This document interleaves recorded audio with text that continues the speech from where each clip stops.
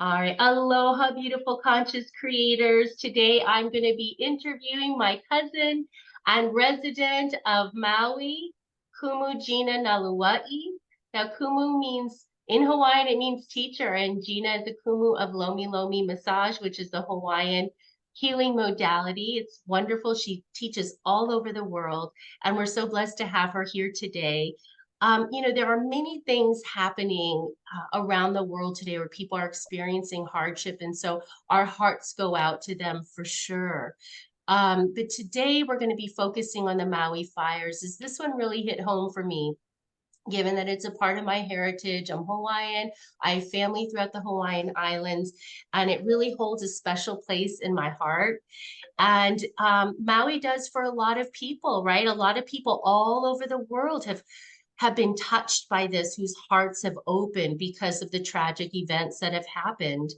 And I think that people really want to hear what's going on from a local's perspective and from somebody who's Hawaiian too. That's like the icing on the cake because there's a lot of destruction that happened to some very important Hawaiian sites there. And of course, so much tragedy that has happened. So we're so grateful to get it from Gina's perspective today. She's going to be offering that to us.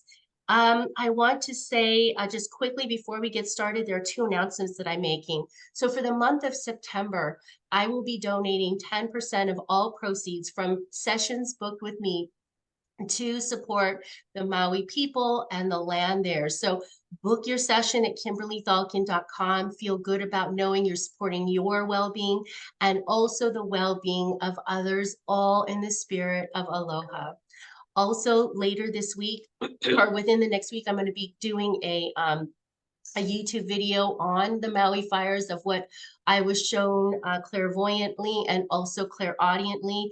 My Council of Light showed me some of the conversations and the events that led up to this tragic event that I want to share from, my perspective and what was offered to me. I think a lot of people have questions that things just don't seem to be adding up. And so they're curious, what happened here in such tragedy, and that I will be sharing in a video later this week. So subscribe at kimberlythalkin.com. And with that, let's get started, Gina, because you are busy, and I'm so happy that you spent this day with us. So you and I talked about opening up with a beautiful blessing in a traditional Hawaiian way, which we always do, right? Every gathering, we open up and we close. And so I'm going to allow you to lead this beautiful blessing for all. Absolutely. Well, what I chose for today is a chant called Aloha. And it talks about how we are loved and we are loving.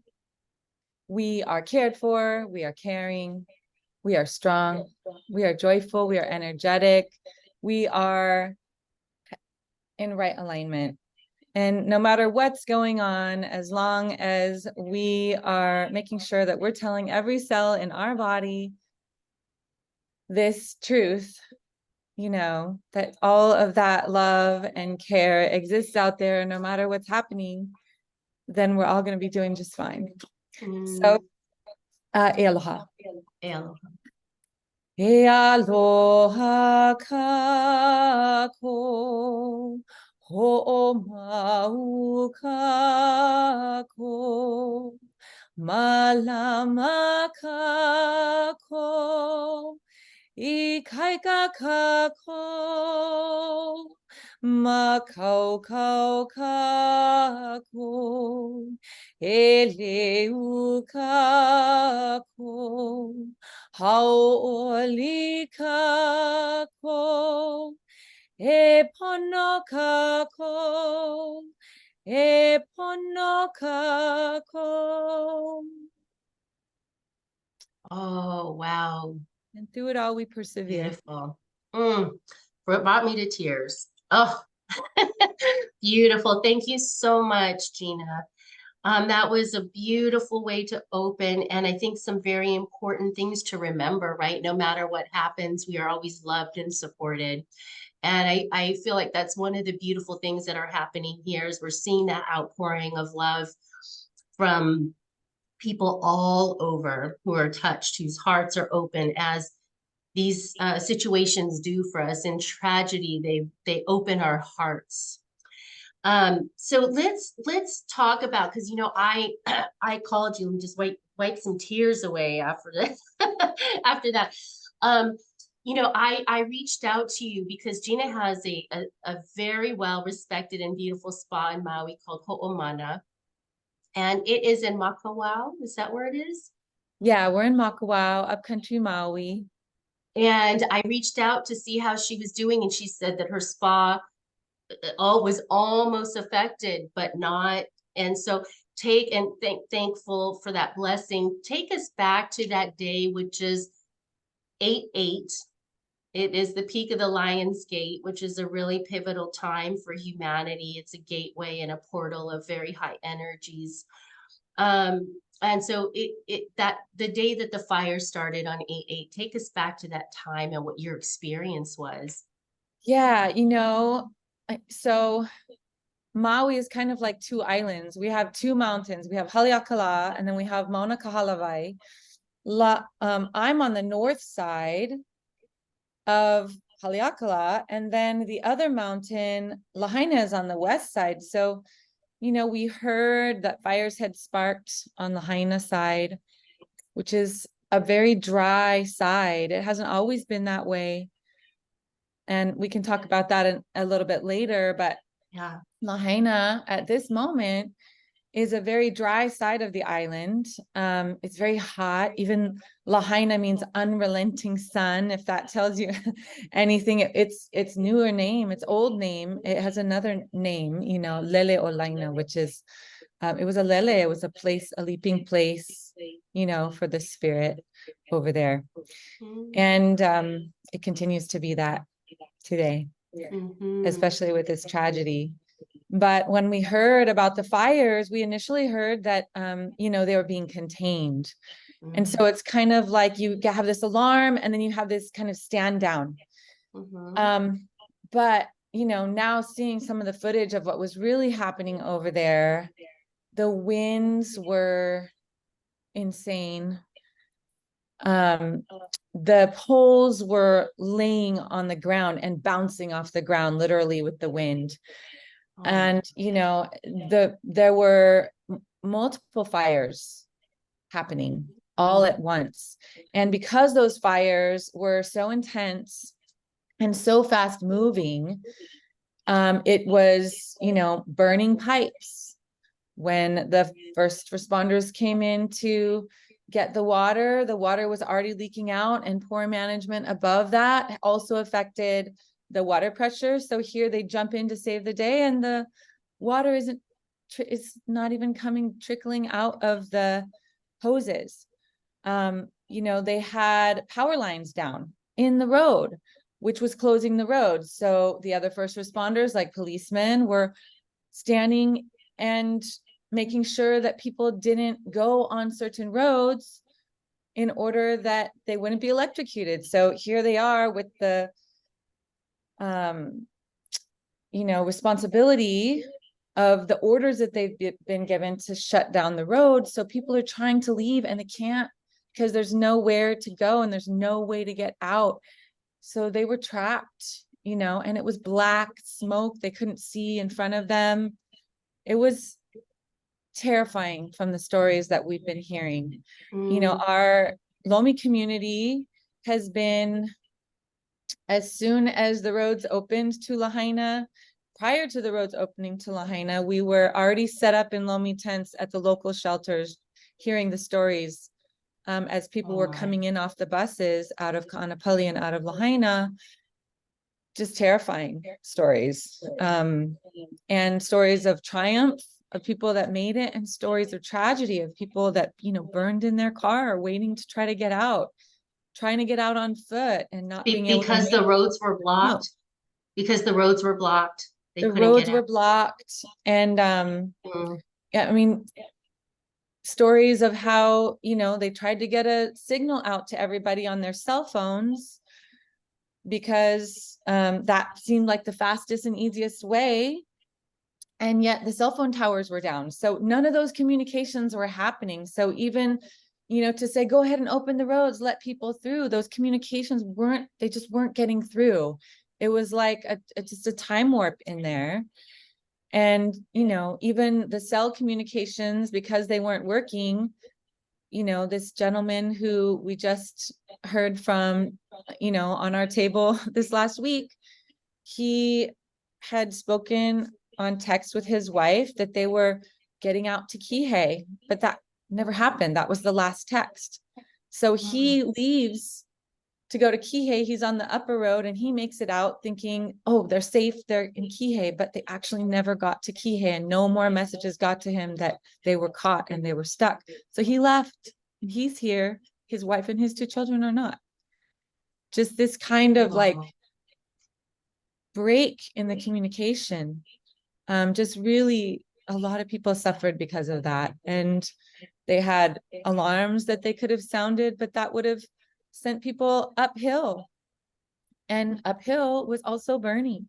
So because there were multiple fires in Lahaina, it was like there was nowhere to go for them. So and I find it interesting, bring families out. Many are sheltering. And I find it interesting that you said earlier that you guys were on alert at other parts of the island, but because what was being reported, it was like, okay, it's being handled. And then we find it's happening again. And at the same time that we find that Lahaina is burning, Kula is burning. Olinda is burning, which is right across the gulch from us. We were evacuated as well.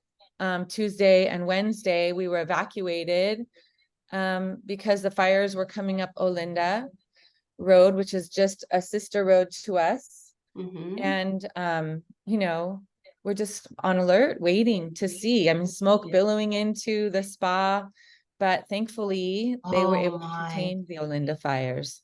And then Kihei had the alert that the Pulehu fires were coming across towards North Kihei. My folks were evacuated. The loss, I know, is people are hearing about Lahaina, but there was actually loss everywhere. Not just Lahaina, but that epicenter was the one that was just hit the hardest. Whole neighborhoods, all of Front Street, people escaping to the water. One story, a young man was in the black smoke, and he sees this daughter trying to push her mom in a wheelchair. That daughter came this last Saturday, and we heard the story firsthand. He said, "Let me help you." And the grandmother said, "No, don't save me, save yourself. I've already lived a long life, save yourself." And he said, "No, Auntie, today is not the day for you." And he put her over his shoulder and ran her to the ocean. And then they got separated because as soon as they get to the ocean, then boats were picking people up. Some people had to tread water for hours, freezing in the cold water, and then swimming back to the fire to get warm. And then going back out and treading water for hours. I mean, this woman that did that, she was 70 years old, this woman, and survived. And they helped each other, even in that. It's amazing what's happening. Gina, that is not, I haven't been following the news because I just don't like to. And so what it is I'm hearing from you is really unbelievable because what I have seen pop up in the news, I haven't heard of these stories. And I think this is this is what is important to share, just how tragic it was on all levels. Now, with the fires in Kihei and Kula and Olinda and all these different places, did they experience some of the same things where they were actually stuck and trapped in the same way the folks in Lahaina were, or were most able to? No, I mean, in Kula, there's lots of in and out roads and neighborhoods where you can still access the main highway, Kula Highway. Olinda can go all the way up and come down to Pi'iholo, or, I mean, Lahaina, they really only have one road in and out. They created the upper road, but the upper road splits off the main road and then back into the main road. So they didn't have the same infrastructure for escape routes for people. And that's why they had to escape, you know, to the ocean. Yeah. So what I can say has happened since then is, you know, they had rescue missions going in. There were some people that they found and that survived, you know, a 76-year-old man trapped under the beams of his house. 4 days later, they went to pull him out. He's still breathing, you know, Oh, and what a then there's miracle. a huge list of people that haven't been accounted for. So Yeah. while they're reporting the number, you know, that's over 100 people, Mhm. there's 1,000+ people that are not accounted for. Or And not. at this point, they've been through the rubble, Yeah.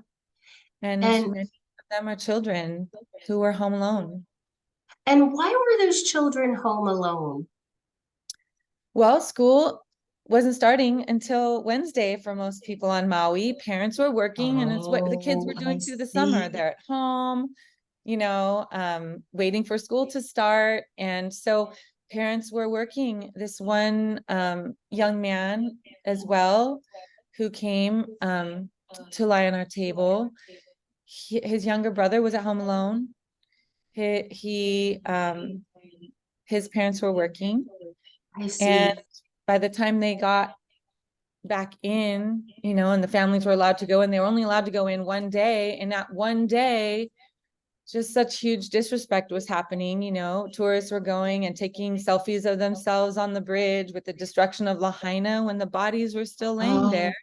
Oh, Just, oh my you know, the gosh. lack of reverence and the lack of respect has caused a lot of upheaval and controversy to a wound that was wide open. And so Wow. families were allowed for one day to go in, and then they shut the roads down because of this just like inconsideration. You know, there were still tourists up in Kaanapali, some jumping in the water to snorkel, like That I did see. of that. And that was a big upset. And that is the Oh, message. That is the impetus for the message. Don't come to Maui. And that mm-hmm. was like the ultimate demise, you know, of the entire Maui community when that went out. But that went out because it's like, what are you doing, people? No Mm-hmm. respect. And that created so much upset in the Hawaiian community that, you know, people started to advocate for what the Hawaiians were saying, like, this can't be. We Mm-hmm. need respect. We need you guys to go home. And it's not that tourists are frowned upon here. You know, we thrive with tourist support, Sure, but sure. because of those initial disrespects, Yeah. tour companies putting their people in the water, like miles from where people are still being found floating, was unbelievable. Unbelievable. And that is what sent out that message. Like, that disrespect is what sent out the message, don't come here. And that really hurt everyone. Yeah, it's a big question. I did see portions of that like highlighted on online, you know, online and stuff. And so I do want to ask you that question. Um, is now the time for tourists to come? Or is this a time of healing? You know, I think you and I were talking earlier that I think some of that disrespect on all levels has been going on for some time now. You know, the Hawaiian Islands are such a sacred place with sacred natural resources and a sacred culture that, you know, I feel like a lot of times people go and they enjoy the beauty of it, but there's more to that. There is a beautiful um, culture there and people and traditions and all of those things that stem beyond just, you know, the fun luau on the beach and the snorkeling excursions, you know. So um, Yes, it's all part of it. it's all part of it. And sometimes I think that goes missed. You Yeah. know, I mean, the Hawaiians are, the more I learn, the more in awe I am of their spirituality and the wisdom it is that they, the wisdom keepers that they are. So to that point, I mean, is now the time? I know in tourism is the #1 industry there. But do you think that there needs to be more balance there between a life that once was where the Hawaiians and the communities were living, you know, off the land and in such a beautiful way. I don't know. Do we need a little bit time to rebalance back to that a bit more, or what can you share about that? You know, it from the point of the beginning of that place, Yeah, you know, it was at one time that we were really living in harmony with the land. yeah. And the one thing that was at the source of that ability to live with sustenance and sustainability for thousands of years out here, you know, we're pretty much isolated here in the Pacific. Now there's planes and all these different ways to get here. Mm-hmm. But, you know, our water, that Yes. was the resource, that was the lifeblood. And in that particular area of Lahaina, we have two land divisions. We call them ahupua'a, that went from the mountain to the sea. And that always allowed people to have access to the mountain, agriculture, access to the ocean, aquaculture. And that land division was usually divided by natural waterways. I mean, there used to be more than 120 streams that met the ocean on that side of the island. And now there's, you know, it's in the teens, it's like 14 or something like this streams. And the thing to understand that I think, you know, we've forgotten in many places around the world is, you know, that water has 1,000 uses before it meets the ocean. All of our sea life, our ocean life, our fish spawn in fresh water. All our seaweeds, our limu, you know, thrive in fresh water. That's what cleans our ocean. That's actually what's needed to clean this mess up of toxins as the rain comes through the winter and pushes it into the ocean.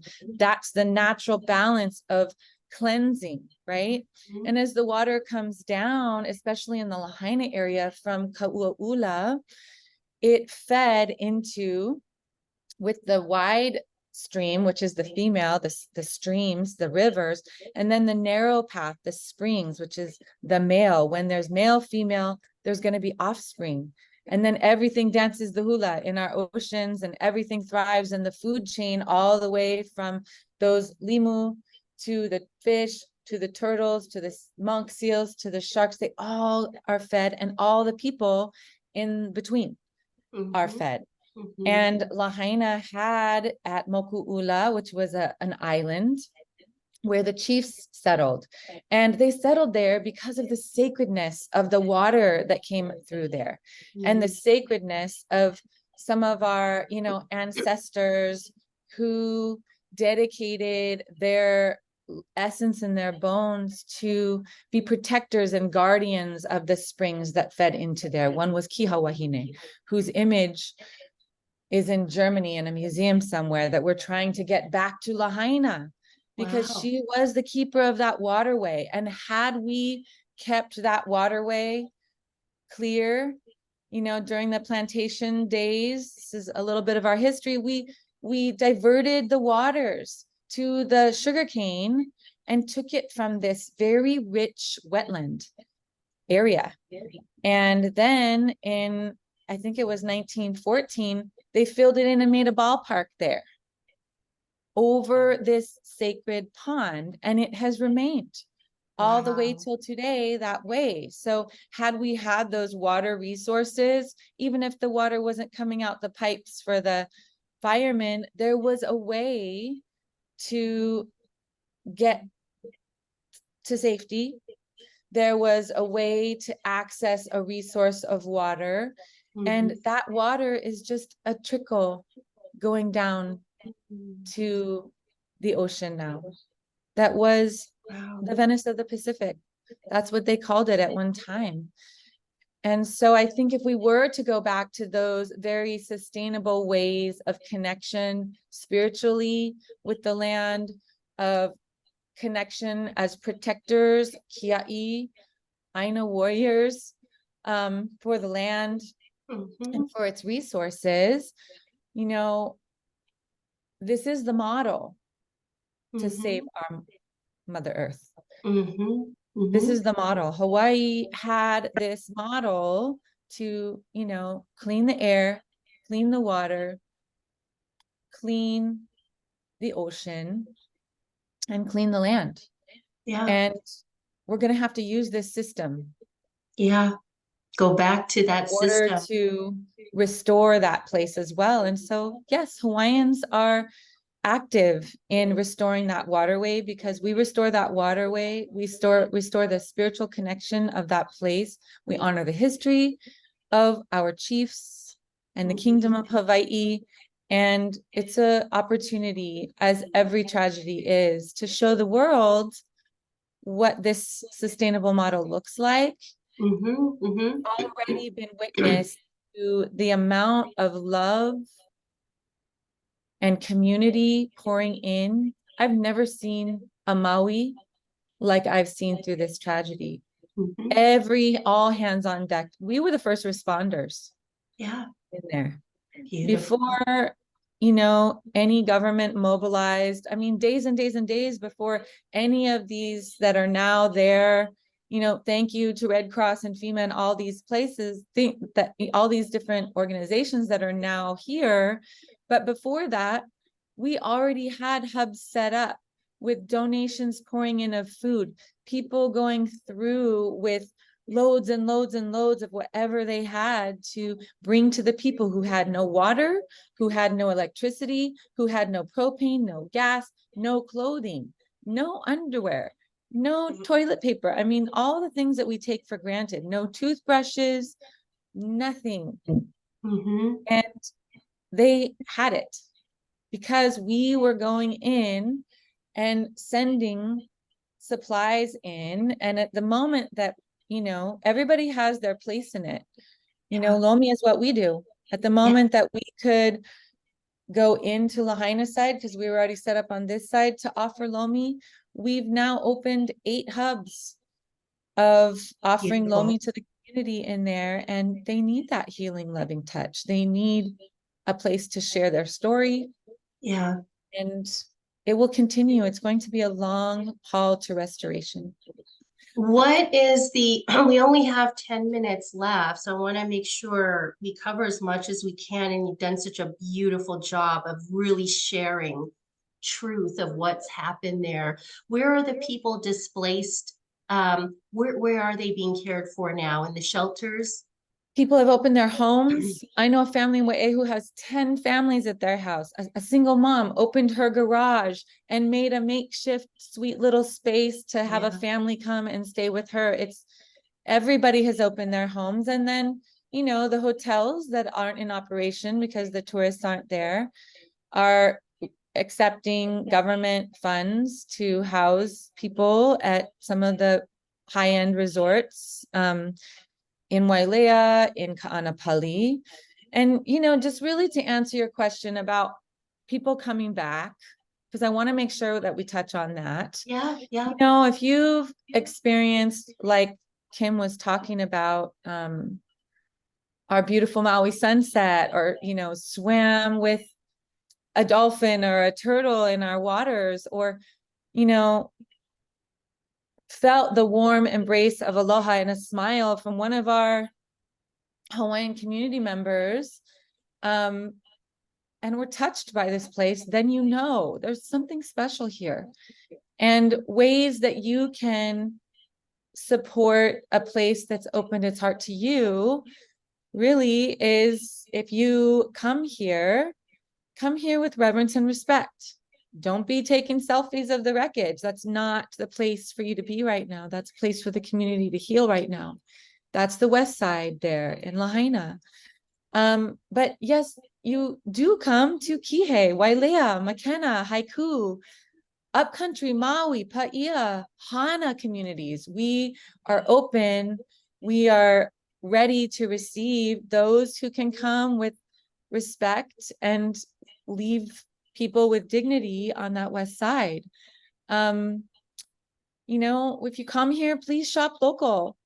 Shop Yeah. local, shop Hawaiian. Kuhikuhi.org is a wonderful way to find out where are the Hawaiian places. I mean, the big chain, you know, restaurants and the big chain stores are going to be Yeah. just fine. They have a certain backing, but these mom and pop locals, they really depend on tourism and people coming through. So the local restaurants, the local shops, take as many selfies of that as you want. You know, please. That's how Exactly. we spread the word to support. People are wearing red to support Lahaina and to say, hey, I know I'm beside you in Walmart here. I'm beside you at the gas station, and Wow. you have been devastated, and not just to ignore what's happened either. We don't Yeah. want that. So No. people are wearing red to say, hey, we're with you. We support you. I mean, just little things. And if you come, bring supplies from the mainland. There you I want go. to donate, you know, here. They need supplies. So, Gina, you mentioned And volunteer at a hub yeah. Oh, while you're yeah. here on vacation. We What need a helping blessing. hands. What a blessing to be able to go to Maui, enjoy the people, the land, and also contribute. You know what you've described, which just lifts my heart, is this is new earth. This is new earth where people come together. Like you said, we have 8 hubs. I've been following your messages. You were out there. You guys were giving Lomi to the people that needed it. You were immediately. That's what new earth is about, right? Based on a foundation of love, which is the aloha spirit.